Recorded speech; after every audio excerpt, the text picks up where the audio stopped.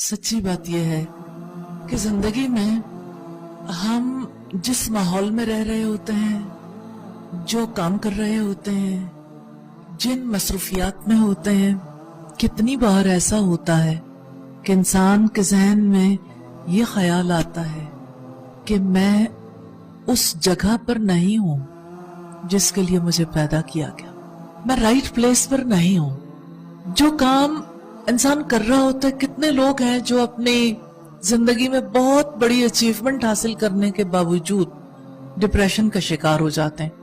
मैं आपको एक वाकया सुनाना चाहती हूँ, तारीखी वाकया है। आप लोगों में से कितने लोग हैं जो खालिद बिन वलीद को जानते हो? खालिद बिन वलीद अपनी जिंदगी के बारे में कहते हैं कि मैं जब मक्का में था, मक्का में ही ज़ाहिर है पैदा हुआ, कहते हैं कि मैं तो रसूलुल्लाह सल्लल्लाहु अलैहि वसल्लम का दुश्मन था और आपके खिलाफ मैंने बहुत जंगों में शिरकत की।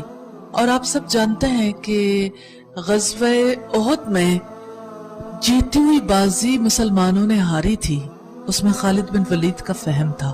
खालिद बिन वलीद ने मौका देखा और पीछे से आके हमला किया और जीती हुई बाजी हार गए।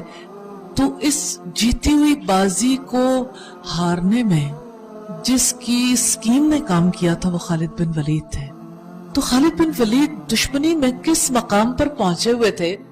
अब सल्लल्लाहु अलैहि वसल्लम के खिलाफ बड़े मार्कों में उन्होंने शिरकत की। फिर ऐसा हुआ कि मदीना में आकर उन्होंने इस्लाम कबूल कर लिया। उन्होंने अपने इस्लाम कबूल करने का वाकया बयान करते हुए कहा है कि मैं इस्लाम दुश्मन सरगर्मियों में मसरूफ था। ये बात बड़ी इंपॉर्टेंट है और आज के दौर में भी आप इस बात को अच्छे तरीके से फील कर सकते हैं। कोई अपनी दुश्मनी की इंतहा पर है, उस वक्त भी वो क्या सोच सकता है। इस वाकये में हमें इस बात का सबक मिलता।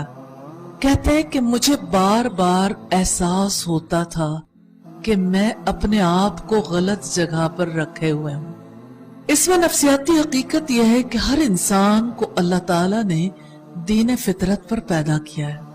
नबी सल्लल्लाहु अलैहि वसल्लम ने भी यही इरशाद फरमाया ना कि हर बच्चा दीन फितरत पर पैदा होता है। ये उसके माँ बाप हैं जो उसे यहूदी, ईसाई या मजूसी बना देते हैं। तो दीन फितरत पर पैदा होने वाले के अंदर रब्बुल इज़्ज़त ने एक सिस्टम लगा रखा है। हर इंसान को रब्बुल इज़्ज़त ने अक्ल अता की है, बुराई भलाई की पहचान दी है। दो इंटरनल सपोर्टर्स हैं। कुरान हकीम इस बात पर गवाही देता है फ़अल्हमहा फुजूरहा व तक़वाहा, कि उसे उसकी नेकी और बदी, उसका तक़वा और उसका फुजूर इल्हाम कर दिया। यानी उसके लिए किसी इंसान को कोशिश करने की जरूरत नहीं है।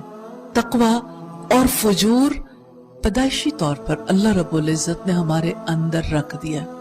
तो बुराई और भलाई की पहचान जो रब्बुल इज़्ज़त ने दे दी, तो इंसान फितरी तौर पर ऐसा पैदा किया गया है कि उसे बाहर से नेकी की कॉल मिले तो उसके अंदर से नेकी पॉप अप होती है, और अगर उसे बुराई होती है माहौल। तो खालिद बिन वलीद के वाक़े से हमने ये सीखा कि अल्लाह ताला ने हर इंसान को दीन फितरत पर पैदा किया है, यानी उस फितरत पर जिस पर उसके खालिक ने चाहा। इसी वजह से बाज़ औक़ात ऐसा होता है कि इंसान ये महसूस करता है कि वो अल्लाह के रास्ते पर नहीं है। उस वक्त उसे एहसास होता है कि मैं जिस रास्ते पर चल रहा हूं वो मेरा रास्ता नहीं है। ये किसी वक्त ट्रम्प के दिल में भी आता होगा, किसी वक्त दुनिया में जो ज़ायनिस्ट हैं या जो दुनिया में इस वक्त बदी को रवाज देने के लिए थिंक टैंक काम कर रहे हैं, उनके दिल में भी आता होगा कि ये मेरा रास्ता नहीं है।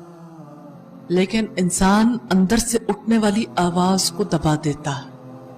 ऐसा हो सकता है कि आपने भी जिंदगी में कभी इसका एक्सपीरियंस किया हो। किसी मुश्किल महाज पर कोई वक्त ऐसा आया हो जब आपने सोचा हो मैं इसलिए तो पैदा नहीं की गई, मेरी जिंदगी का ये मकसद तो नहीं है।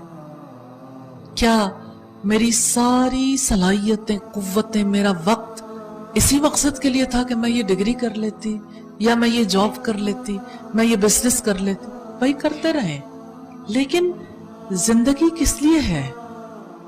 انسان کے ذہن میں کبھی نہ کبھی یہ سوال ضرور آتا ہے, اور خاص طور پر جب انسان کسی کی ڈیتھ دیکھ لے, جب اندر رگوں میں کوئی ٹھنڈی ٹھنڈی چیز اتر جاتی ہے کسی کی ڈیتھ کو دیکھ کر, تو انسان اندر سے ایک ارتعاش محسوس کرتا ہے.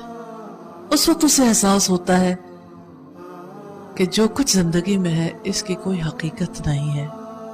تو خالد بن ولید کو یہ احساس ہوتا تھا سم ٹائمز, لیکن دشمنی بھی اپنی جگہ پر تھی. تو یہ احساس دراصل فطرت کی تنبیہ ہے, وارننگ ہے.